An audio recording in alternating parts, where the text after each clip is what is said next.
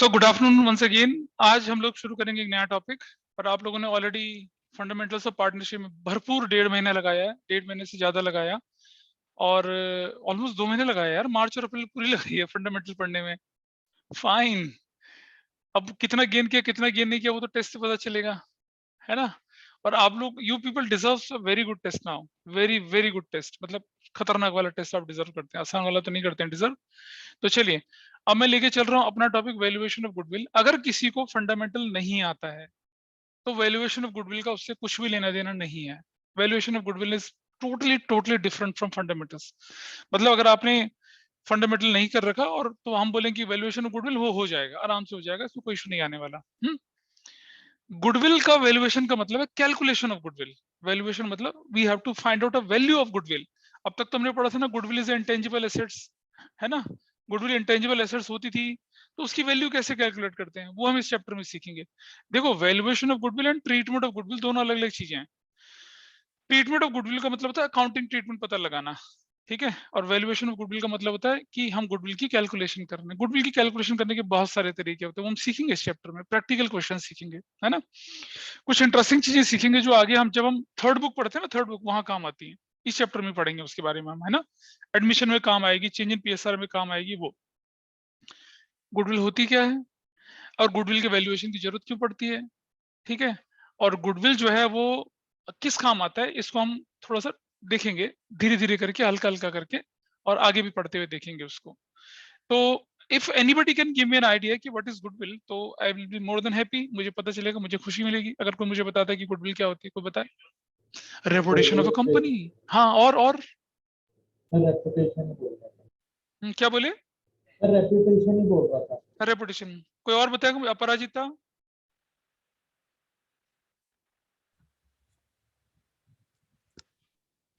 Sir नहीं पता। कुछ नहीं आवाज आ रही, कुछ नहीं आवाज आ रही। थोड़ा सा लाउडली बोलिए, थोड़ा सा लाउडली बोलिए। आइए जरा सीखते हैं कि गुडविल क्या होती है, थियोरेटिकली गुडविल किसको बोलते हैं और किस तरह से। देखिए, गुडविल जो होती है वो क्या होती है कि this is basically a variety of factors. बहुत सारे फैक्टर जो होते हैं। मेरे ख्याल स्क्रीन दिख रही होगी सब लोगों को।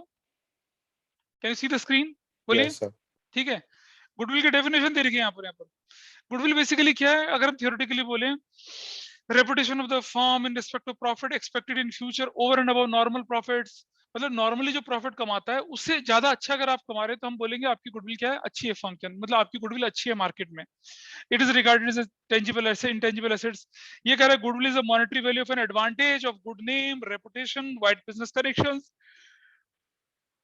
which a well-established business has developed over a period of time as compared to a newly established business or any existing business of the same age and the same industry. अलग अलग definition में से एक definition NCERT की है, ठीक है। अच्छा, मैं एग्जांपल के रूप में लूं अगर आपके सामने। अगर मान लो आपकी दुकान जो है वो है सेक्टर 18 नोएडा के अंदर, ठीक है। नोएडा सेक्टर 18 अच्छा सेक्टर है, मार्केट ही मार्केट है उस सेक्टर के अंदर। देखा होगा आप लोगों ने, पूरा मार्केट सेक्टर है, ऑफिस हैं या मार्केट है उसके अंदर, ठीक। सेक्टर 18 पॉश तो हम रेजिडेंशियल को बोलते हैं, वैसे वो है कमर्शियल सेक्टर है पूरा, ठीक। सेक्टर 18। और अगर आपकी दुकान है छलेरा गांव के अंदर है ना, तो कमाई कहाँ ज्यादा होगी, सेक्टर 18 में। लेकिन कुछ पुड़िया शुड़िया बेचोगे तो कमाई ज्यादा कहाँ होगी, छलेरा में। लेकिन हम इलीगल बात नहीं कर रहे हैं, हम तो कर रहे हैं लॉफुल बातों की। लोकेशन मैटर्स अ लॉट, है ना। तो अभी हम देखेंगे कि क्या क्या फैक्टर हैं जो किसी फर्म की गुडविल को इफेक्ट करते हैं। उन फैक्टर के बारे में एक एक करके डिस्कस करना शुरू करते हैं, और फिर हम गुडविल के और जो कंपोनेंट होते हैं जो कि हमें वैल्यूएशन के पॉइंट ऑफ व्यू से चाहिए होता है उसको पढ़ते हैं। तो इस क्वेश्चन में थ्योरी तो गुडविल की डेफिनेशन तो बहुत पुरानी बात है, डेफिनेशन तो आती नहीं है अब गुडविल को अफेक्ट करने वाले फैक्टर आता है एक एक, वन मार्कर में आएगा, किसी न किसी सेट में क्वेश्चन आता है। गुडविल को अफेक्ट करने वाले फैक्टर कौन कौन से थे। सबसे पहले लिया हमने एफिशिएंसी ऑफ मैनेजमेंट, ठीक है जी। जरा बताइए एफिशिएंसी ऑफ मैनेजमेंट किसको बोलेंगे। I am talking about the very first factor. हाँ, ये एफिशिएंसी ऑफ मैनेजमेंट हमने लिख दिया यहाँ पर, ठीक है। I am talking about this efficiency of management. कैसे एफिशिएंसी ऑफ मैनेजमेंट जो है किसी फर्म की गुडविल को अफेक्ट करती है।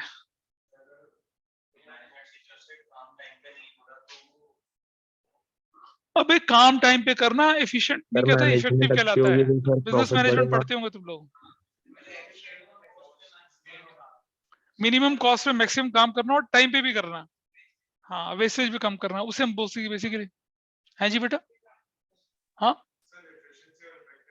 Sir, maximum use of resources in given time. Time तो बेटा एफिशिएंट में टाइम होता है, इफेक्टिव में टाइम। टाइम पे काम कर लिया लेकिन वेस्टेज कर ली, पैसा ज्यादा लगा लिया, तो आप इफिशिएंट निकलाएंगे, इफेक्टिव कहलाएंगे आप। एफिशिएंट तब है जब आप टाइम पे भी कर रहे हैं और पैसा भी बचा रहे हैं, तब जाके आपका काम क्या होता है, बनता है। ठीक है जी, ऐसा करके बनता है। तो अब हम एक्सप्लेन कैसे करेंगे अगर एग्जाम में पॉइंट आएगा? आप बोलेंगे the efficiency of management cost will be reduced, cost will reduce then profit will increase and hence goodwill will also increase. हर पॉइंट को किससे कोरिलेट करें आप? प्रॉफिट के साथ यार। अब जब ज्यादा प्रॉफिट होगा तभी तो गुडविल होगी। अंबानी को क्यों लोग बोलते हैं, अडानी को देखो क्यों आजकल ढूंढ रहे हैं, क्योंकि उसके शेयर की वैल्यू बढ़ रही है और प्रॉफिट अच्छा कमा रहे हैं। ठीक है, अमेजन को अमेजन अच्छा खासा प्रॉफिट कमाता है। विप्रो, इन्फोसिस, अच्छा सोचो विप्रो का नाम विप्रो रहेगा अगर वो प्रॉफिट ही नहीं कमाएंगे, इन्फोसिस का इन्फोसिस रहेगा, टीसीएस का टीसीएस रहेगा अगर पैसा नहीं कमाएंगे फिर। ठीक है, उसके बाद है quality of product goods and services. जैसे मान लिया जाए, मैं एग्जांपल ले रहा हूं आपके सामने कि सयूज ना, जैसे सयूज को चांदनी चौक में लस्सी बहुत पसंद है। लस्सी चांदनी चौक में फतेहपुरी एक जगह, वहां पर ना इतने बड़े बड़े गिलास लस्सी के मिलते हैं, है ना, बड़े वाले गिलास, बड़ी मजेदार लस्सी होती है, मुगलों के जमाने की लस्सी। सयूज को बड़ा पसंद है, एक बार में 2 बाल्टी लस्सी पी जाता है। अच्छा ठीक है 2 बाल्टी नहीं, 2 बाल्टी लस्सी पी जाओगे तुम? नहीं नहीं नहीं नहीं, तो मतलब ये ना 2-3 गिलास लस्सी पी जा, सिमरन पी जाती 6 गिलास तो खड़े खड़े ही। हाँ? तो सयूज गया कहां पर, चांदनी चौक में फतेहपुरी में, उसने बोला लावे लस्सी दे। लस्सी का ग्लास आया निकल कर, ठीक है। अब जब लस्सी का ग्लास आ रहा तो अंदर से कॉकरोच कहता bro I am here, I am here. सयूज कहता डोंट वरी माय डियर। उन्हें कॉकरोच को उठा, चूसा फेंक दिया, लस्सी पी गया, है ना भैया? क्यों, मतलब इतना 200 रुपए का गिलास एक लस्सी का ले रहा है, तो मतलब ऐसे थोड़ी करे, कॉकरोच चूस हो गए तो। क्या ऑनलाइन वाले माही बढ़िया करो ना, इसने तुम भी होगी तो ऐसी करोगी? माही बता तो, you will do the same thing. चुप क्यों हो गई? नहीं बोल रही है तो सारांश ऐसी करेगा क्या? सारांश कहेगा मैं ब्राह्मण आदमी, कहां मुझे कॉकरोच खिला रहे हो, है भाई? नहीं सर। नहीं करेगा सही करेगा, नहीं करेगा वो भी, है ना? तो अब बताओ मुझे, आपने उसको बोला भाई क्या है, कॉकरोच वॉकरोच लेके बैठा है लस्सी में, है ना, लस्सी का गिलास फेंक के मारा नीचे, कंज्यूमर फोरम में कंप्लेंट कर दी उसकी, वो सब कर दिया।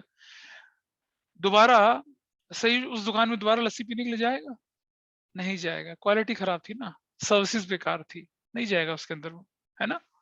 तो अगर किसी दुकानदार की क्वालिटी प्रोडक्ट की बहुत अच्छी है ना, गुड्स की बहुत अच्छी है, सर्विसेज बहुत अच्छी दे रहा है वो, ठीक है, तो क्या होगा उसका, क्या होगा, कस्टमर बेस बढ़ेगा, उससे प्रॉफिट, उससे सेल्स बढ़ेगी, सेल्स से क्या बढ़ेगा, प्रॉफिट बढ़ेगा एंड द गुडविल बढ़ेगी। समझ रहे हो? तो क्या होता है, quality of product goods services attract more customers, more revenue and more profit, hence higher goodwill.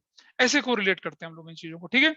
और आगे चलते हैं, जरा देखिए नेचर ऑफ बिजनेस क्या है हमारा, नेचर ऑफ बिजनेस अगला पॉइंट हमारे सामने आ रहा है, नेचर ऑफ बिजनेस। मैं सिर्फ ये बता रहा हूँ कि कैसे आप इसको बताएंगे गुडविल के साथ रिलेटेड है, ठीक है, नेचर ऑफ बिजनेस, ठीक है जी। तो चलो, जैसे मान लिया जाए अभी मेरे पास कौन है, मेरे पास यहाँ पर है, अच्छा सनत है, सनत यस और नो, सनत है? Yes sir. ठीक है जी, सनत और लक्ष्य सिंगल है। अब लक्ष्य सिंगल जो है और सनत 2 लोग हैं, ठीक है। सनत जो है वो, सनत के बारे में बाद में बताते हैं। लक्ष्य सिंगल क्या करते हैं, रोडवेज की बसें देखी किसी ने, यूपी रोडवेज की बसें देखी किसी ने? डीटीसी की बसें देखी होंगी दिल्ली में, लक्ष्य तुमने? हाँ सर देखिए। मोस्ट लग्जरियस बसेस इन दिल्ली, कितनी सुंदर होती है ना। वो नहीं, एसी बसेस नहीं बोल रहा मैं, वो जो ग्रीन कलर की बसें जिनमें एसी वैसे नहीं होता। अब तो खैर बहुत अच्छी हो गई, पुराने जमाने में एल्यूमिनियम के स्ट्रक्चर की बस चलती थी डीटीसी, खटारा बसें, खटर खटर खटर खटर अभी। और यूपी रोडवेज की बसेस देख लीजिए कितनी अच्छी थी।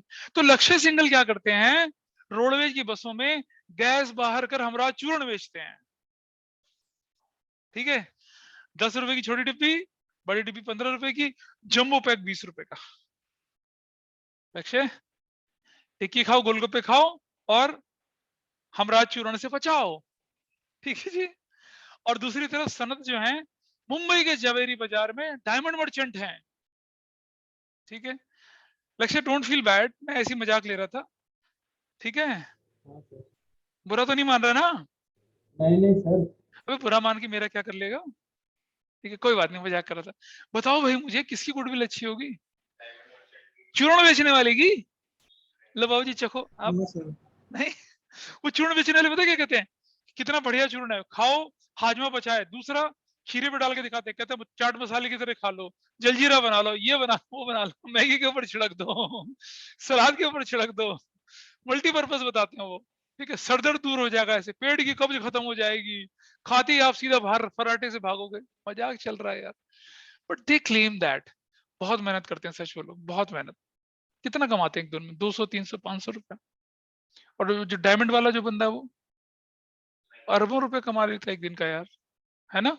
ठीक है, तो ऑब्वियसली अगर आपका नेचर जो लग्जरियस गुड्स का है, तो आपका रेवेन्यू उतना ही ज्यादा होगा और उसमें प्रॉफिट मार्जिन उतना ही ज्यादा होगा, है ना? लग्जरी आइटम में प्रॉफिट मार्जिन नहीं होता ज्यादा क्या? ठीक है, ये कंप्यूटर मेरे पास रखा है, इसकी कीमत 1 लाख रुपए है, लेकिन मैं अगर इसमें हाई फाई और ग्राफिक कार्ड्स के साथ बहुत मतलब बहुत बड़ा, और देखा होगा जितना हल्का, जितना थिन, और उतना महंगा होता है वो। क्या ये कंप्यूटर में दूसरा लगाता तो काम नहीं करता? ये करता ना। 25,000 के कंप्यूटर में भी काम होता है लैपटॉप में, यहाँ पर वही 1 लाख वाले से भी काम हो रहा है। लेकिन जो 1 लाख के कंप्यूटर में, या 2 लाख या 3 लाख 5-5 लाख के 10-10 लाख के कंप्यूटर होते हैं भाई, वो तो उनमें क्या फर्क है? उनमें प्रॉफिट मार्जिन ज्यादा होता है। टेक्नोलॉजी होती है ऑब्वियसली, लेकिन प्रॉफिट मार्जिन फिर बहुत बहुत ज्यादा हायर होता है। अब आप देखिएगा सर ना, बड़े कर्व टीवी होते हैं, वो टीवी का काम तो वो भी करते हैं। हाँ, क्या बोल रहे हो बताओ? सर अगर एक नॉर्मल शॉपकीपर एक नॉर्मल इलेक्ट्रॉनिक शॉप से ज्यादा कमा रहा है तो फिर सर उसका क्या? सर मतलब नॉर्मल अगर उसके। शॉपकीपर, देखो बेटा, अगर नॉर्मल इलेक्ट्रॉनिक की शॉप वाला नॉर्मल इलेक्ट्रॉनिक के वाले से ज्यादा कमा रहा है, तो भाई दूसरे वाले की गुडविल अच्छी है। लेकिन तुम ऐसे नहीं बोल सकते ना कि तुम ग्रोसरी वाले हो, तुम इलेक्ट्रॉनिक वाले हो, उन दोनों का कोई मुकाबला ही नहीं है यार। हम तो जब गुडविल की बात करेंगे तो हम बात करेंगे सेम इंडस्ट्री के पार्टिसिपेंट्स की। Those who are competing in the same industry, will talk about them. हमें थोड़ी बोलेंगे ओके। तो दूध का बिजनेस चला रहा है, तू प्रॉफिट कमा रहा है, तेरा बिजली का बिजनेस है, तू प्रॉफिट नहीं कमा रहा। भाई दूध वाले का बिजली वाले से क्या कंपैरिजन है? बिजली वाले का कंपैरिजन बिजली वाले से होगा ना। अब कोरोना टाइम चल रहा था, ठीक है, कोरोना टाइम में फल सब्जी वाले कमा रहे थे, कमा रहे थे, ठीक है, और यस केमिस्ट सर। कमा रहे थे, और हॉस्पिटल कमा रहे थे, बाकी सब ठप पड़े थे। तो केमिस्ट का सब्जी वाले से क्या कंपैरिजन है भाई? अगर मुझे गुडविल देखनी है तो केमिस्ट के साथ कंपेयर करके गुडविल देखूंगा ना, मैं सब्जी वाले के साथ थोड़ी देखूंगा। ठीक है बेटा, you got your answer. Yes sir. हाँ जी, चलिए अगला फैक्टर देखते हैं, आपके सामने आया लोकेशन। मैंने कहा आपकी लोकेशन छलेरा में है, बंदा सेक्टर 18 में शॉपिंग लेके बैठा, किसी की 40x40 की दुकान है, 40x40 फुट की दुकान है। 40x40 फुट की दुकान काफी अच्छी लंबी चौड़ी दुकान होती है, 40 फुट लंबी 40 फुट चौड़ी। सेक्टर 18 में दुकान है, उसका किराया कितना मिलेगा? छलेरा में किराया कितना मिलेगा? देखो, लोकेशन मैटर करती है बहुत ज्यादा। तो क्या होगा? Favourable location will attract more customer, will have a more revenue, will have a more profit and having a higher goodwill। ऐसा कनेक्ट करना है हमें। ये मत बोलना कि लोकेशन से गुडविल अच्छी होती है। कैसे भाई? अरे कनेक्ट तो करो। लोकेशन का फुटफॉल से फर्क पड़ता है। जहाँ अच्छी लोकेशन होगी तो ज्यादा लोग आएंगे, ज्यादा लोग आएंगे तो ज्यादा सेल होगी, ज्यादा सेल होगी तो क्या होगा? ज्यादा प्रॉफिट होगा। क्या ऐसा हुआ है कि लोग ज्यादा आ रहे हैं लेकिन सेल नहीं हो रही है? ऐसा कहो। हाँ, हाँ, बताओ। हाँ, मॉल्स में क्या मतलब? ये और मॉल्स वाले फिर भी सेल नहीं करते हैं? हाँ, हाँ, तो मॉल्स में खाने पीने वाले तो कमा रहे होते होंगे, सिनेमा हॉल वाले तो कमा रहे होते होंगे, कमा तो रहे होते हैं, कोई ना कोई सेगमेंट तो कमा ही रहा होता है। भाई देखो, मैं बोलूं वुलन गारमेंट वाला जो होगा वो सीजन में कमाएगा, पर पैंट शर्ट वाला होगा उनका ओके ओके रहता है हमेशा। ठीक है, खाने पीने वाले तो वीकेंड में ज्यादा कमाते हैं, खाने पीने वाले वीकडेज में कहाँ कमाते हैं बताओ जरा? आप डीएलएफ मॉल ऑफ इंडिया ले लीजिए, जीआईपी ले लीजिए, इनके खाने पीने के फूड स्टॉल होते हैं, वो कब भरते हैं? Friday Saturday Sunday. बाकी दिन तो देखो कितने खाली बैठे रहते हैं, बुला बुला के, अरे आइए भैया फ्री में खा लीजिए। हाँ, तो ये हालत होती है। फ्राइडे सैटरडे संडे तुम खड़े हो जाओ, तुम्हारा नंबर नहीं आता। तो फुटफॉल जहां होगी वहां बिजनेस होगा, डेफिनेटली होगा, कम ज्यादा होगा, वैसा करके होगा। ठीक है, price of product goods and services. भाई आप भी सेम क्वालिटी का प्रोडक्ट बेच रहे हो, सामने वाला भी बेच रहा है, तुम्हारे प्राइस है 100 रुपए, उसका प्राइस है 25 रुपए, बताओ, प्रोडक्ट का क्वालिटी सेम है तो 25 वाले के पास जाएंगे अगर क्वालिटी में बल्क हल्का फुल्का मार्जिन होगा तो भी लोग हिंदुस्तान में। तुमने देखा होगा ना, एक बार क्या हुआ कि एक बंदा नासा जाता है, नासा, ठीक है, और नासा में दिखा रहे होते ये रॉकेट है, 3 प्रोपल्शन इंजन है उसका, ये है वो है। एक बंदा बोलता है एवरेज क्या देता है? आपको मालूम है हिंदुस्तान में people are so obsessed with average. और अब तो खैर पेट्रोल डीजल के प्राइस बहुत बढ़ गए हैं, हर बंदा पूछता है गाड़ी तो तूने खरीदी, बता एवरेज क्या देती है। हर बंदे का जन्मसिद्ध अधिकार होता है क्वेश्चन पूछना, भाई एवरेज क्या देती है। स्कूटी इलेक्ट्रिक होगी तभी पूछेगा एवरेज क्या देती है। ये जरूर पूछना होता उन्होंने, नहीं एवरीबॉडी आस्क, पहला क्वेश्चन छूटते पूछता भाई एवरेज क्या देती है। अरे टू हेल्प विद एवरेज नहीं देखनी हमने average। जो धूम मचाली धूम स्टाइल में सही घूम रहा होता है ना, तो हार्ले डेविडसन पे वो एवरेज देके घूमेगा क्या। ठीक है, इस पर भी केस स्टडी कि हार्ले डेविडसन हिंदुस्तान में क्यों नहीं चली। पहले साल में they have grand opening of 47 showrooms in India, ठीक है, भर भर के 15,000 गाड़ियां बेची उन्होंने। और अचानक से अब हार्ले डेविडसन ने क्या किया, अपना बिजनेस समेट लिया, कर हम जा रहे हैं सैम अंकल के पास वापस, they are going back to US. चलो वो तो कभी बाद की बात होगी, देखेंगे। तो प्राइस ऑफ प्रोडक्ट या गुड्स एंड सर्विसेज से क्या होता है, you have more customers, you have customer से मोर सेल। और देखो भैया, तुम प्रॉफिट मार्जिन कम रख रहे हो, लेकिन अगर आपके पास लोग ज्यादा तो यू प्ले विद वॉल्यूम। तुमने 50 रुपए की कोई चीज बेची और 5 रुपए का प्रॉफिट रखा, और तुम्हारी 1000 यूनिट बिकी, तो तुमने तो 5000 का प्रॉफिट कमा लिया। और तुमने 20 रुपए का प्रॉफिट रखा, तुम्हारी सिर्फ 100 चीजें बिकी, तो 200 रुपए का प्रॉफिट कमाया, तो 2000 का प्रॉफिट कमाया, तो क्या फायदा इसका। तो people will play with the volume. तो यहाँ क्या होता है कि अगर प्राइस रीजनेबल है, गुड्स क्वालिटी सर्विस रीजनेबल है, तो आपको क्या होगा, you will have what, you will have more sale and then higher profit and then ऐसा करके, ठीक है। एक्सेस टू सप्लाईज, ये कैसे आपका एक फैक्टर इफेक्टिंग गुडविल होता है। एक्सेस टू सप्लाई समझिएगा भाई, आप ना स्टील मैन्युफैक्चरिंग है, ठीक है, you have uninterrupted electric supply, coal supply, water supply, iron ore supply. कौन रोकेगा आपको मैदान में आने से। लेकिन कोयले की सप्लाई रुक गई आपकी, आयरन ओर की सप्लाई रुक गई आपकी, क्या होगा बताइए। तो आपका प्रोडक्ट मार्केट में क्या हो जाएगा, नहीं पहुंचेगा टाइम पे। अब मुझे घर बनाना है और मैं ढूंढ रहा हूँ टाटा स्टील, टाटा स्टील में स्ट्राइक चल गई, टाटा स्टील में आयरन ओर नहीं पहुंचा, टाटा स्टील में XYZ प्रॉब्लम आ रही है। तो क्या मैं घर इतना लॉयल हूं कि मैं टाटा स्टील का सरिया लगाऊंगा, मैं कुछ और नहीं यूज कर सकता क्या। मैं स्टील अथॉरिटी ऑफ इंडिया का सरिया ले लूंगा, मैं बरनाला ले लूंगा, मैं टिस्को ले लूंगा, मैं कुछ और का ले लूंगा। मतलब टाटा तो टिस्को ही हो गया ना, मैं किसी और सरिये को ले, क्या मैं अपना घर इसलिए पोस्टपोन कर लूंगा कि टाटा की टिस्को के सरिये की सप्लाई नहीं हो रही है। इसे कहते हैं इकोनॉमिक्स में सब्स्टिट्यूट गुड्स।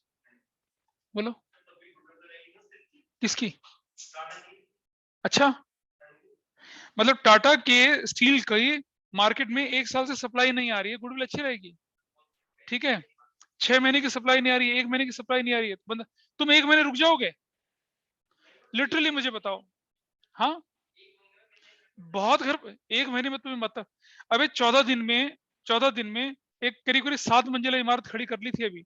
और चाइनीज लोगों का तो कहना ही क्या है, 2 दिन में 20 मंजिल इमारत खड़ी कर देते हैं वो तो कास्टिंग कर करके, ठीक है। बहुत मार्केट में अगर आपका प्रोडक्ट 1 महीना नहीं रहता है, आपके पास सर्वाइवल का क्वेश्चन बन जाता है। हालांकि टाटा स्टील जो है वो बहुत पुरानी कंपनी है, दे विल मैनेज, क्योंकि उनका नेटवर्क बहुत बड़ा है। लेकिन 1 महीने 2 महीने में फर्क नहीं पड़ेगा। लॉकडाउन 2 साल हो गया, नहीं फर्क पड़ा। अब लॉकडाउन में सोचो कितना नुकसान होगा, किसने खरीदा सीमेंट, किसने खरीदा रेत, किसने खरीदी ईंटें, किसने किसने खरीदा। अब जब लॉकडाउन खटा देखा ना, सीमेंट के प्राइस, स्टील के प्राइस, सबके प्राइस बढ़ गए, क्योंकि लोग रिकवरी कर रहे हैं उसमें। सबको मालूम है कि मैं घर बनाना शुरू करा, अब मुझे मालूम है कि इससे पहले कि दूसरा लॉकडाउन लगे मैं अपना घर बना लूंगा फटाफट से। अब सीमेंट जिस रेट पे बिक रहा है, सरिया जिस रेट पे बिक रहा है, खरीद ले यार। कॉन्ट्रैक्टर कह रहा है सर जी महंगा हो गया 50 रुपए, रोक दूंगा प्रोडक्शन। मैं फिट्टे मुंह, प्रोडक्शन रोके तो अबे 100 रुपए महंगा रहेगा तभी भी खरीद। तो लोग उसका फायदा उठा रहे हैं। वरना ऐसी क्या मारामारी है, जो स्टील महंगा मिल रहा है या सीमेंट महंगा मिल रहा है, कोई दिक्कत नहीं है। बट वो डिमांड एंड सप्लाई है ना, demand huge, everybody wants to complete their pending project. तो डिमांड सप्लाई की तो ये, अगर आपके पास एक्सेस टू सप्लाईज है तो यू हैव अनइंटरप्टेड प्रोडक्शन, ठीक है, you have regular sale in the market and you have regular and higher profits. ऐसा हम इसको लेके चलते हैं। फेवरेबल कॉन्ट्रैक्ट, बताइए, मान लो दक्ष धवन मेरे पास बैठे हैं, उन्हें मिलते हैं नोएडा में ये जो सड़कें हैं, कौन सी छोटी छोटी सड़कें होती हैं, इनकी रिपेयरिंग का कॉन्ट्रैक्ट मिलता है, ठीक है। भरत को कॉन्ट्रैक्ट मिलता है नोएडा में जो एक्सप्रेस वे होते हैं, हाईवे होते हैं, इनको रिपेयर करने का कॉन्ट्रैक्ट, है ना, या फिर मेट्रो के कॉन्ट्रैक्ट मिलते हैं उसको, रेलवे के कॉन्ट्रैक्ट मिलते हैं उसको। बताइए किसकी रेपुटेशन ज्यादा है? क्यों? क्यों? अगर आपके पास फेवरेबल कॉन्ट्रैक्ट होंगे तो आपका रेवेन्यू ज्यादा होगा, रेवेन्यू ज्यादा होगा तो प्रॉफिट ज्यादा होगा आपका। और बेचारे छोटे मोटे तारकुल बिछाने वाले लोग इनका क्या होगा? कुछ नहीं होगा, इनको क्या मिलना है? सोचो, national highway authority of India के आप ए क्लास कॉन्ट्रैक्टर हैं, जहां बिल कितने के होते हैं? 2000 करोड़ के, 3000 करोड़ के। फेवरेबल कॉन्ट्रैक्ट है ना आपके पास, तो आप तो रजिस्टर्ड कॉन्ट्रैक्टर हो national highway authority of India limited के। एनएचआईए के कॉन्ट्रैक्ट जो होते हैं वो थोड़ी होते हैं 200 करोड़ 300 करोड़ के, 10,000 12,000 करोड़ के कॉन्ट्रैक्ट है। कभी हमारे जो ministry of service and road transport है मिस्टर नितिन गडकरी, कभी यूट्यूब पे उनके वीडियो देखना आप, वो पता 2000 करोड़ 5000 करोड़ ऐसे बोलते हैं जैसे चिल्लाड़ो 25 पैसा हो जैसे। मैंने एक प्रोडक्ट देखा, मैंने पूछा कितने का प्रोडक्ट था, उन्होंने बोला 20,000 करोड़ लगेगा। मैंने कहा 25,000 करोड़ ले लो आप, लेकिन बनाओ उसे टाइम पे। वो तो 1000 करोड़ ऐसे बोलते हैं जैसे पता नहीं क्या है। मैं आई कैन अंडरस्टैंड, तुम परेशान हो गए पीछा कबीर, आई कैन अंडरस्टैंड, तो जिंदगी में रंग भर रहा है, मैं समझ गया। आई कट इट शॉर्ट, ठीक है, बोल दे मुझसे, आगे चलते हैं। उसके बाद क्या होता है कि behaviour of owner and staff की बात करते हैं। जैसे ठीक है, मतलब अब मैं बोलता हूँ कबीर चला गया चांदनी चौक में एक दुकान में लहंगा खरीदने के लिए, लहंगा खरीदने के लिए, और जरूरी थोड़ी वही पहनेगा लहंगा, ठीक है, खरीद ले लहंगा, उसको देना था किसी को गिफ्ट, है ना। थ्रेड ऑफ अफेक्शन थोड़ी और स्ट्रांग बनानी थी। उन्होंने बोला कि मुझे किसी शादी में जाना है, मेरे पास तो कुछ भी नहीं पहने के लिए। उसने कहा don't worry baby, I will buy for you. Chandni Chowk चला गया, ठीक है, लहंगा खरीदने के लिए। अब एक दुकान में जब ये जाता है चांदनी चौक के, तो दरवाजा जब देखता, दरवाजा खोलता है, दरवाजा खोलता है, जैसे दरवाजा खोलता है भड़ाक से दरवाजा लगता है, सिर पे गुमड़ी उठ जाती है इसकी। थोड़ा और अंदर जाता है, देखता है कि एक गरम गरम पसीना पसीना, चांदनी चौक में तो बहुत गर्मी होती है, जनरेटर चलते हैं वहां पर, बिजली बिजली नहीं होती है, बहुत गर्मी होती है उधर, ठीक है। अंदर दुकान में जाता है, गर्मी गर्मी है। एक पूछता है भाई कुछ को, मतलब कोई था नहीं, मतलब सेल्समैन वेल्समैन, मतलब ऐसे बिल्कुल उजड़ टाइप के। एक से बोलता है कि भाई मुझे लहंगा लेना है। कह रहा भाई लहंगा लेना तुझे, हाँ लहंगा लेने आया है, हैं? कह रहा भाई मुझे लहंगा चाहिए भाई, मैं किसी के लिए लेना है मुझे। अच्छा ऐसा करके, कैसा लहंगा चाहिए तुझे? अच्छा। इसने बोला भाई बहुत गर्मी है, कुछ ठंडा गर्म तो पिला ले। बंदा आके पानी एक गिलास लेके कहता पानी फेंक के मारता, ले पी ले। फिर 2-3 लहंगे दिलाने के बाद कहता अबे लेना नहीं देना तूने देना है कि हमारा टाइम खराब करना है, चल भाग यहाँ से, भगा देता है। कैसा फील होगा? He will feel privilege to go there, मजा आ जाएगा इसको तो। दूसरी दुकान में जाता है, श्री रामचंद्र कृष्णचंद्र साड़ी स्टोर। दरवाजा खटक से सैल्यूट के साथ एक 6 फुटा बंदा खोलता है, अंदर आते हैं, ठीक है। खूबसूरत सी सेल्स गर्ल बोलती है sir how can I help you? Kabir खुश गदगद, I am buying a lehenga for someone, tell me the description of someone just like you, गदगद, क्या बात है, ठीक है। लहंगे दिखाए जाते हैं, पहन के दिखाए जाते हैं, ओढ़ के दिखाए जाते हैं, ठीक है। तब तक बात बात में ठंडा पानी आ जाता है, कोल्ड ड्रिंक आ जाती है, लस्सी आ जाती है, चाय कॉफी आ जाती है, ठीक है। लहंगा के साथ साथ उसे चोली भी गिफ्ट कर दी जाती है, चुनरी गिफ्ट हो जाती है, कलीरे झुमके भी गिफ्ट हो जाते हैं। गदगद। अब क्या होगा? खुश होगा, अगली बार किसी को रिकमेंड करेगा वहां पर, करेगा। लेकिन ऐसे दोस्त ना बड़े बदमाश होते हैं। अभी दक्ष ने बोला बढ़िया लहंगा लाया था, चमक रही थी मैम तो, इसे कहा तुझे करना है? कह रहा हाँ। कह रहा उस दुकान में जाना, कौन सी वाली? पहली वाले में। जिसने पहली वाले में बोला उस दुकान में जाना, और जाती पहले बोले चाय पिलाओ। क्यों दक्ष? है भाई, दोस्त लोग तो यही कहते हैं, भाई जाके सबसे पहले चाय मांगी उससे। पता चला दक्ष अंग्रेज बन के बाहर आ गया। अब आप मुझे बताइए यार, अगर बिहेवियर ओनर का, स्टाफ का आपके लिए फेवरेबल है, अच्छा है, तो it will attract more customer, it will have क्या, publicity, publicity by word of mouth. पैसा थोड़ी देगा हम कबीर को। सर फिर आना, कहता बिल्कुल आऊंगा जी, अब तो अपनी शादी के लहंगे भी यहीं से खरीदूंगा मैं, ठीक है। और बोलो मैडम आप तैयार हो तो बताओ। सेल्स गर्ल्स को बोलता है। कबीर तो दिल फेंक आदमी है ना। नहीं नहीं, अच्छा cut it short, cut it short, ठीक है। तो क्या हुआ कि behaviour of the owner staff जो होता है, if that is favourable, it will it will generate more and more revenue in the form of more and more customers. ज्यादा कस्टमर से ऑब्वियसली आपका प्रॉफिट ज्यादा बनता है। तो आप ये कहानी मत लिखाना behaviour of staff and owner, ऐसा नहीं। आप बोलेंगे favourable behaviour and staff of owner will attract more customer, more sale and more profit and then higher goodwill. इस तरह से कोरिलेट करेंगे उसको, ठीक है। आफ्टर सेल सर्विस होती है जी, सेल हो गया सामान, अब पता चला कबीर लहंगा लेके निकला, लहंगे में कट निकल आया, बेबी नाराज हो गई। कबीर ने कहा don't worry baby, I will get it repaired. भागा भागा गया वहां जाके, मैडम को बोला पकड़ दे रहा लहंगा, नहीं करनी मुझे शादी। किससे? कहते sir don't worry I will get it repair. आप 2 मिनट बैठो तो सही, ठीक है। कबीर के सर से धुआं निकल रहा है, एक बंदा इसके सर पे बर्फ रखे बैठा हुआ है, एक पंखा हिला रहा है उसको, कूल सर कूल, और 15 मिनट में लहंगा रिपेयर होकर आ गया, ठीक है। 1000 रुपए का गिफ्ट वाउचर और मिल गया इसे। What is after sale service यार, ठीक है। पता चला दूसरे दुकान में आफ्टर सेल सर्विस के लट पटा के बजा दिया। तो अगर आपकी आफ्टर सेल सर्विस होगी तो क्या होगा? People will come and visit to your shop कि यार सामान भी अच्छा देता है, आफ्टर सेल सर्विस भी अच्छी होती है। नहीं, तुम किसी से एसी इंस्टॉल करो या किसी की एसी सर्विसिंग करो, ठीक है, और आप उसने बोल दिया कि सर अगर कोई दिक्कत होगी तो मुझे बता देना। आपको लगा एसी से आवाज आ रही है, आपने तुरंत फोन करके बुलाया, बंदा अगले दिन हाजिर हो गया, ठीक करके चला गया बिना पैसे के। अगली बार दोबारा बुलाओगे ना उससे। Repeated customers, good customer relation की हमने बात अभी बोली थी, ऊपर काफी सारे एग्जांपल्स में बोल दिए। और गुड लेबर रिलेशन की बात कर रहे हैं, अरे ये बड़ा इंपॉर्टेंट फैक्टर होता है। किसी को मालूम है ना कि मारुति की जो गाड़ियां बनती है वो मानेसर में बनती हैं, प्लांट है मारुति का। मारुति का बहुत जगह पे प्लांट है, मानेसर में प्लांट है। एक घटना जो मैंने 11th क्लास में भी आपको बताई थी, जो मेरे साथ 11th थे, मैंने उनको बताया था कि हुआ क्या कि मारुति के प्लांट में एक वर्कर को छुट्टी पे जाना था, उसकी बहन की शादी थी। एक जनरल मैनेजर था, थोड़ा अकड़ू टाइप का, छुट्टी देने में आनाकानी करता था। जीएम होता है, हर प्लांट का जीएम होता है, वो सुपरवाइजर लेवल का बंदा था। उसने मेरी बहन की शादी है, कुछ होगी उसके बीच की दुश्मनी पुरानी। उसने कहा नहीं भाई नहीं, छुट्टी तुझे मिलेगी, लेकिन जिस दिन बहन की शादी उसी दिन की मिलेगी। कह रहा सर बहन की शादी में काम होते हैं, 2-3 दिन पहले की छुट्टी, 2 दिन बाद की छुट्टी चाहिए। उसने कहा अगर इतनी छुट्टी चाहिए तो छुट्टी मिलेगी नहीं तुझे, अभी मैं दे रहा हूँ 1-2 दिन की, वो भी ले लो वरना वो भी नहीं मिलेगी। छुट्टियां कैंसिल कर दी। अब वो थोड़ा यूनियन वाज बंदा था, उसने हाय हाय करनी शुरू कर दी। उसने कहा करना है जो करना है, मैं छुट्टी देता नहीं, ठीक है। और फिर हीटेड आर्ग्यूमेंट हुए, जनरल मैनेजर ने हीटी गाली वाली दी, आपस में कुछ गाली गाली हुई।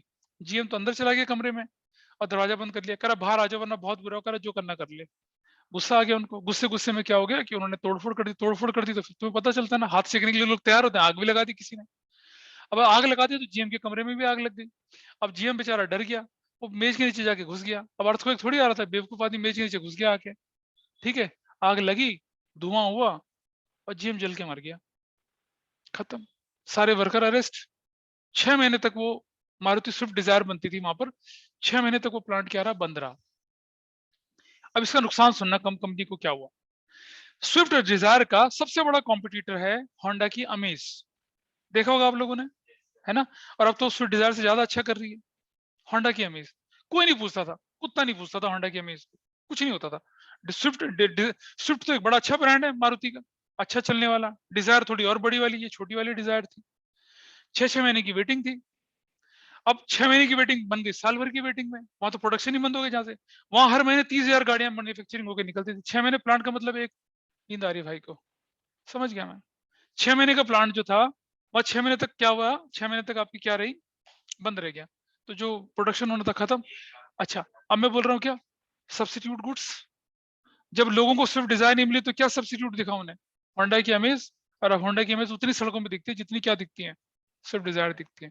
ये नुकसान होता है गुड लेबर रिलेशन ना होने का। तो अगर आपका लेबर रिलेशन गुड होगा तो अनइंटरप्टेड प्रोडक्शन होगा, मार्केट में सप्लाई जाएगी, आपकी आपकी सेल्स रहेगी, आपकी प्रॉफिट भी बढ़ता रहेगा, ठीक है। ये सारे के सारे फैक्टर्स थे जिनकी बात हम क्या कर रहे थे, जो कौन से फैक्टर्स होते हैं जो कि, और आपको क्या करना, हर फैक्टर को किसके साथ एसोसिएट करना है, ठीक है। आपको हर फैक्टर को किसके साथ एसोसिएट करना है, प्रॉफिट के साथ। तब जाके आपको पूरा मार्क्स है और आधे आधे नंबर कट जाएंगे आपके, ठीक है। थोड़ा आगे चलते हैं, आगे हम आइए अब जरा देखते हैं हम लोग क्या कि ईयर्स परचेज की बात करिए। एक और लिखा है definition, goodwill is a monetary value of advantage, good name, ये हम कर चुके हैं। ईयर्स परचेज क्या होता है, ये अगर आपने देखा होगा ना, गुडविल की जब हम कैलकुलेशन करते हैं तो ईयर्स परचेज शब्द ना बार बार कई जगह पे ये इस्तेमाल होता है, ठीक है। जरा समझें, मैं एक एग्जांपल लेके चल रहा हूँ, इसे मैं बाद में भी रिपीट करूंगा। मान लो आफरीन ने क्या करा कि आफरीन को ना प्लांट, पौधे प्लांट करना बड़ा पसंद था। आफरीन ने क्या करा कि एक आम का हाई यील्ड वैरायटी का पौधा लगाया, जो कि 3-4 साल में क्या होता है, बहुत शानदार फल देता है, बढ़िया बढ़िया खुशबू वाले आम के फल देता है। अभी आम का सीजन आ रहा है ना, और आम को फलों का राजा कहते हैं, इसीलिए कहते हैं, बड़ा शानदार होता है, खूब सारे न्यूट्रिएंट्स होते हैं उसके अंदर। इसने अपने 4-5 दोस्तों से पूछा, देखो भाई मैं एक आम का पौधा लगा रही हूँ अपने घर पे, तुम लोग कंट्रीब्यूट कर लो। 5 लोगों को बोला 100-100 रुपए कंट्रीब्यूट कर लो, 500 रुपए का पौधा आ रहा है, मैं लगा दूंगी, देखभाल मैं करूंगी, चिंता ना करो, लेकिन जितने फ्रूट वगैरह निकलेंगे उस सब में तुम बराबर के हिस्सेदार रहोगे। सबने कहा कितने साल लगेंगे, उसने कहा 4 साल लगेंगे। तू ही कर ले अपने, हम नहीं आते। भाई आफरीन ने मेहनत करी, पौधा लगाया, ठीक है। पौधा लगाया और उसको सींचा बीचा, उस पर खाद वाद डाली, पौधा धीरे धीरे बढ़ना शुरू हुआ। ठीक है जी। और इतनी बहुत मतलब पौधे की बहुत देखभाल करी, सोयूज की बकरी खा गई पत्तियां उसकी। तो वैसे भी होता है, कई बार होता है ना, सोयूज बकरी वकरी खा के पौधे खाती, उसने फिर क्या उसके ऊपर जाल लगाया लोहे का, उसको और अच्छे से प्रोटेक्ट किया। बहुत डिवोशन के साथ क्या करती थी वो, उस पौधे को बना के चलती थी। इतनी मेहनत करती थी कि बारिश में भी छाता दे के पानी देती थी उसके ऊपर, है ना। ऐसा करके काम होता था सारा का सारा। ठीक है। अच्छा, तीसरे साल में जाके उसके पौधे ने अपने रंग दिखाना शुरू। चौथे साल में तो भाई बुम बुम बुम फल ही फल लग गए, गली मोहल्ले में खुशबू फैल पड़े। ठीक है। दक्ष धवन देखा होगा ना, मिकी एंड डोनाल्ड में गूफी होता है character, Goofy. Mickey Donald, Mickey mouse का डॉग नहीं होता, मिकी माउस का डॉग नहीं होता गूफी, जो हड्डी सूंघते हुए ऐसा जाता है ऐसे। हाँ, प्लूटो, प्लूटो। गूफी भी तो होता है, किसी दूसरे में होता होगा वो। डॉग होता है गूफी, अरे यार, प्लूटो भी होता है, गूफी भी होता है। प्लूटो ही ले लो तुम। प्लूटो ऐसे उड़ता हुआ जाता है ना हड्डी को सूंघते हुए, ये भाई लोग ऐसे उड़ते हुए इसके पास आके, आफरीन ये वही पौधा है? करे हाँ यही पौधा। सुन लो बात को, यही पौधा है। तो यही पौधा 100 रुपए थे, ये पकड़ 100 रुपए बना ले में पार्टनर। 100 रुपए दे के पार्टनर बना ले। कैसे बना ले? क्या आफरीन इतनी बेवकूफ है कि 100 रुपए दे के पार्टनर बना लेगी? आफरीन कहती है 100 रुपए दे के तुम्हें ओनरशिप तो मिलेगी, लेकिन इसके फल नहीं मिलेंगे। इसके फल के लिए तुम्हें जो कंपनसेट करना पड़ेगा भाई। क्या कंपनसेट करना पड़ेगा? अरे मैंने इतनी मेहनत करी, ये सोइश की बकरी उस पत्ते खा गई थी, मैंने उसे लोहे का जाल लगाया, बारिश में छाता दे के पानी दिया मैंने, इसकी दिन रात सेवा करी, तो इसके लिए तो मुझे कोई ना कोई कंपनसेशन तो चाहिए ना।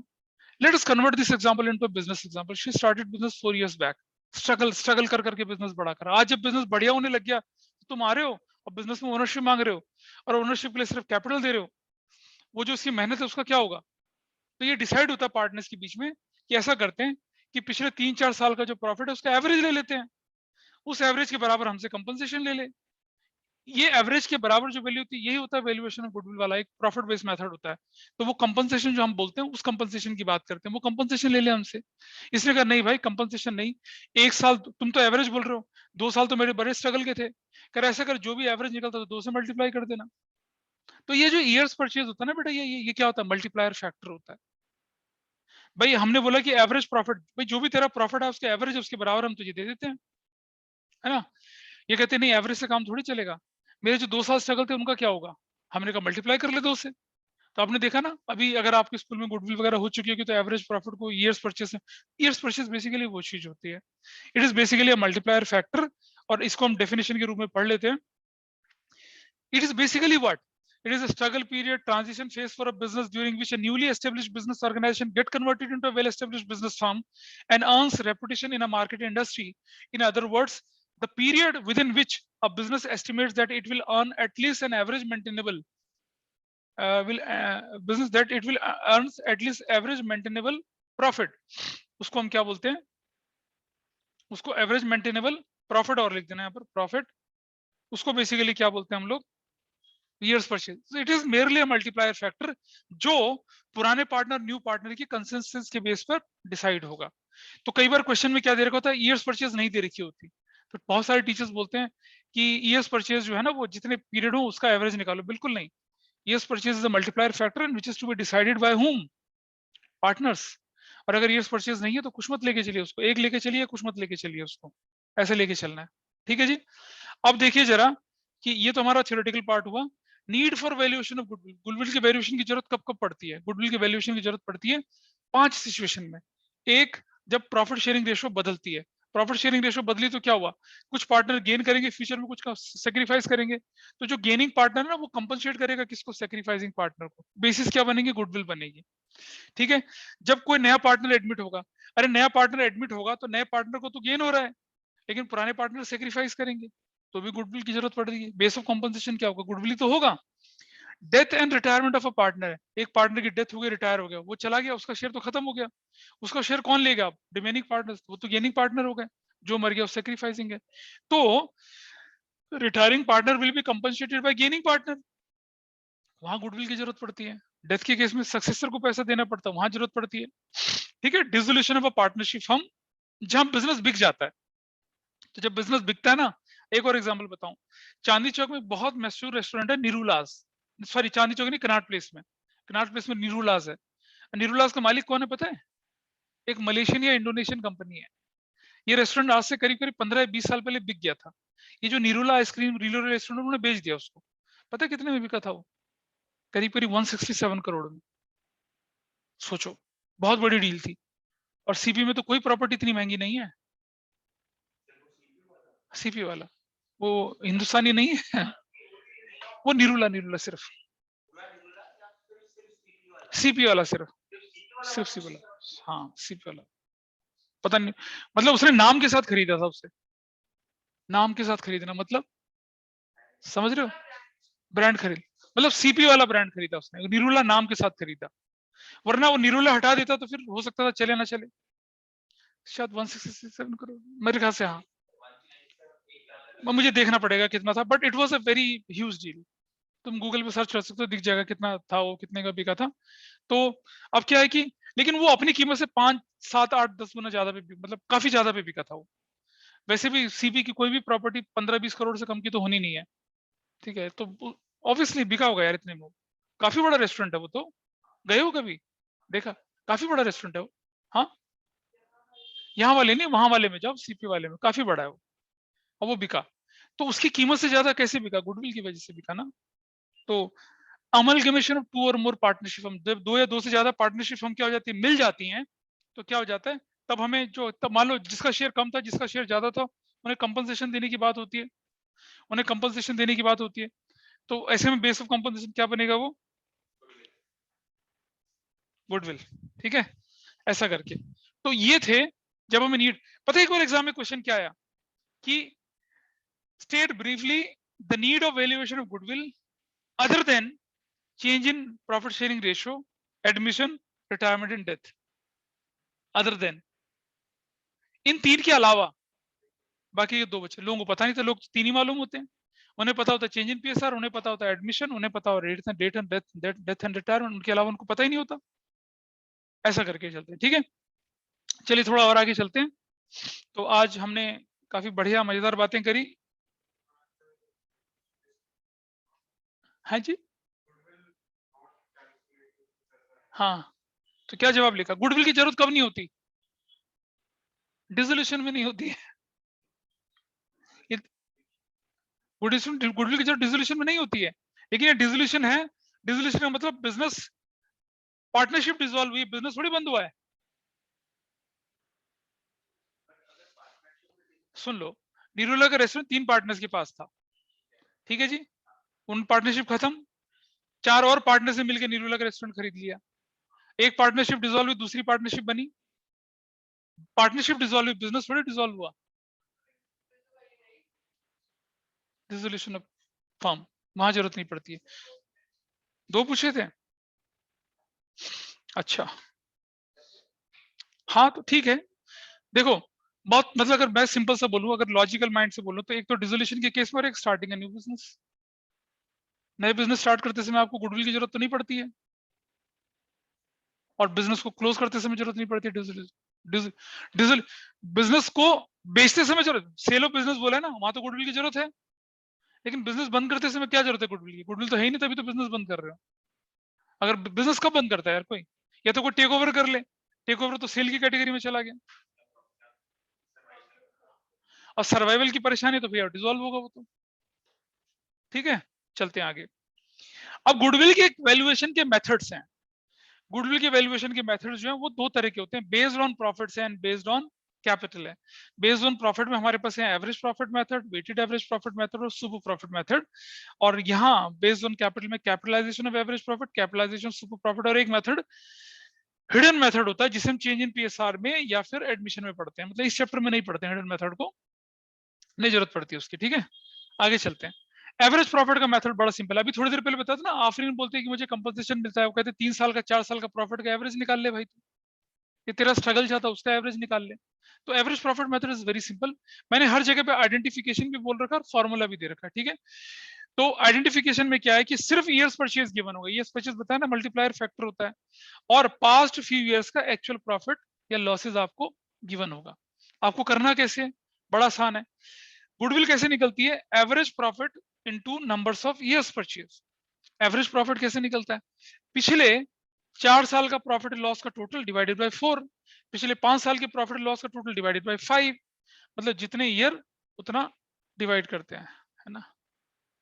ओके, क्या निगाहें है ना, गर्दन उधर है, हाथ उधर है, व्हाट्सएप स्टेटस चेक हो रहा है, हाँ, है ना। You want to be connected on each and every moment of your life. चलिए, एक एग्जांपल आपके सामने दिख रहा है स्क्रीन पर, ये तो ओरल एग्जांपल है। कह रहा है पिछले 6 सालों का प्रॉफिट ये था, गुडविल की value on the basis of average profit of last 5 years into 3 years purchase करना है। 10, 20, 30, 30, 60, 1,50,000 डिवाइडेड बाय 5 कितना आ गया? 30 आ गया भाई, उदय 30 दिख रहा है। इन सबका टोटल कर दिया 1.5 लाख, डिवाइडेड बाय कर दूंगा 5 तो कितना आ गया? 30,000। और गुडविल की वैल्यू कैसे निकलती है बेटा? Average profit of last 5 years 30,000 into कितना कर दिया? 3। गुडविल की वैल्यू आ गई कितनी? अबे ईयर्स परचेज बोला भाई, 3 इयर्स परचेज नहीं बोला। 2 इयर्स परचेज होता तो क्या करता? हाँ बिल्कुल सही, ठीक है। और कुछ क्लियर है कहानी? अच्छा आगे चलते हैं, थोड़ा सा और आगे चलें जरा, एक और एग्जांपल लेके चलते हैं। अच्छा, क्या हो अगर जब हम पिछले 5 साल का प्रॉफिट ले रहे हैं, 1 साल में लॉस हो जाए, तब क्या करेंगे भाई? अगर 1 साल में लॉस हो जाए? हाँ बिल्कुल है।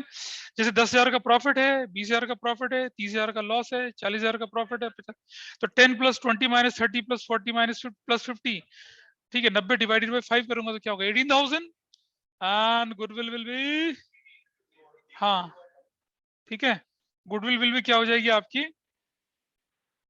हो गई 54,000। कितना आसान है, ठीक है। यहां तक तो गाड़ी बढ़िया से चलती है, इसके बाद तकलीफें होनी शुरू हो जाती हैं, ठीक। मुझे बताइए, जब आफरीन ने अपने पेड़ को खड़ा किया था, अपने पौधे को खड़ा किया था, तो खाद डालना, पानी डालना, ये एबनॉर्मल होता है, नॉर्मल एक्टिविटी होती है? एबनॉर्मल होता होगा ना, गंदा सा गोबर डाला उस पे, नहीं नहीं, नॉर्मल होता है, नॉर्मल होता है। कंपोस्ट खाद डालो या फिर वो केमिकल खाद डालो, नॉर्मल होता है।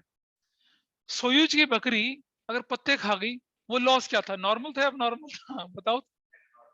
एबनॉर्मल लॉस है ना।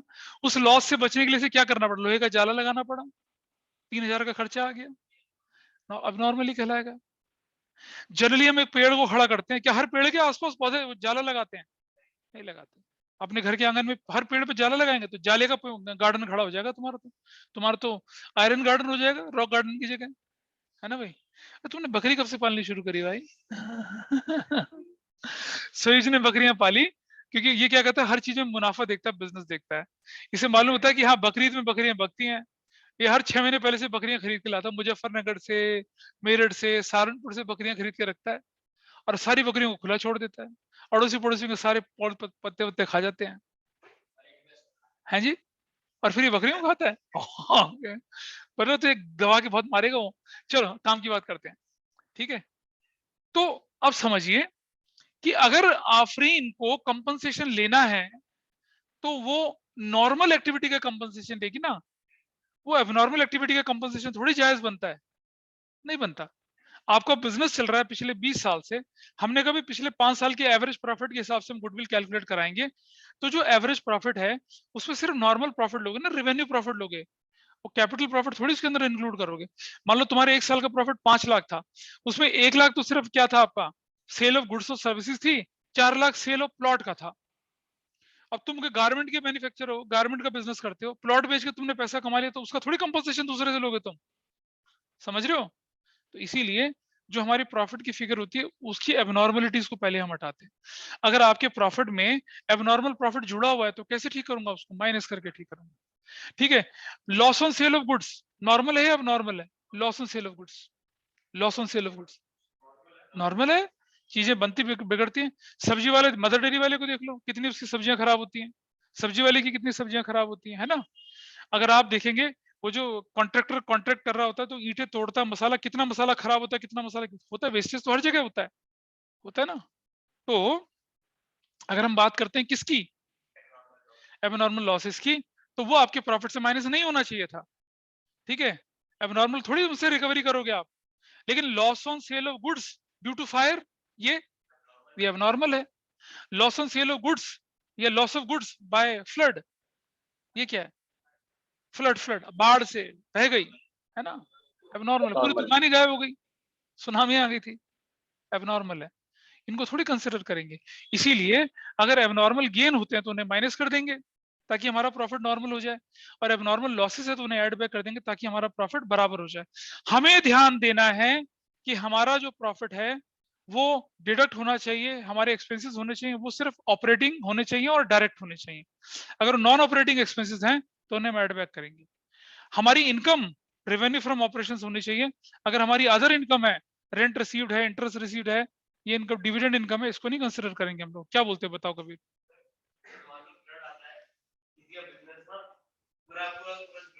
ग्रो हो जाता है, अबे साफ हो जाएगा।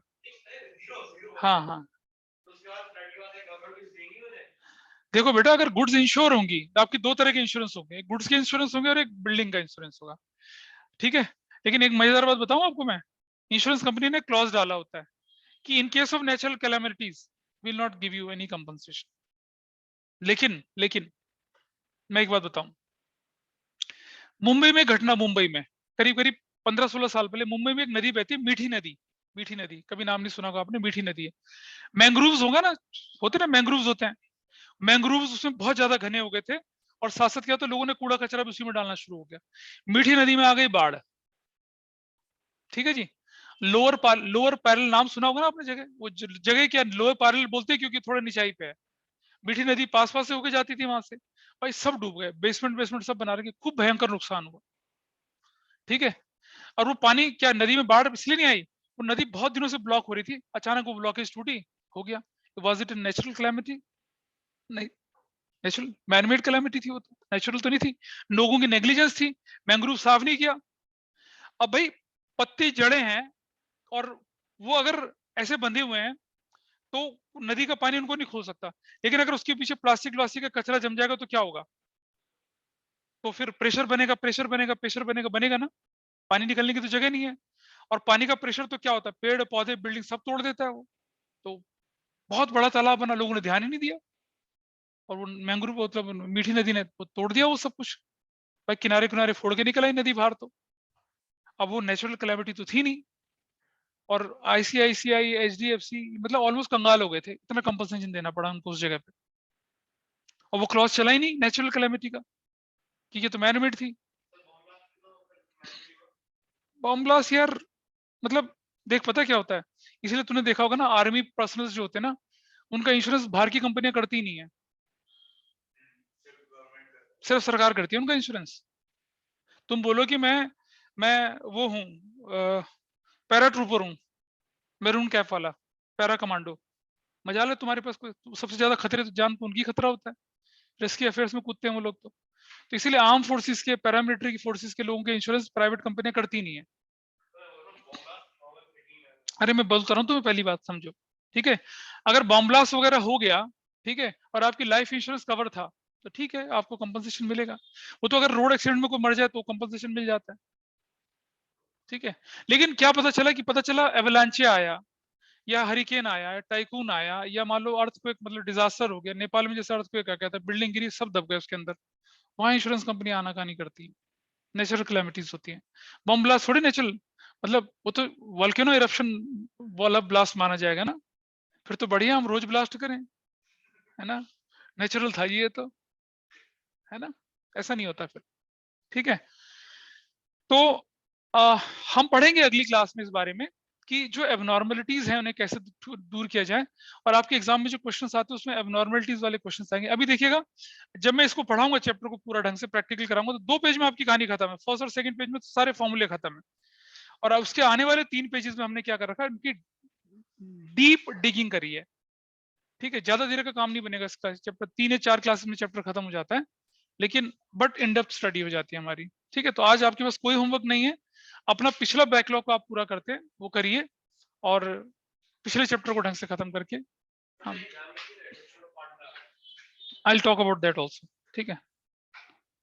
चलिए आज की क्लास यहीं वाइंड अप करते हैं, मिलेंगे फिर अगली क्लास में, तब तक के लिए बाय बाय।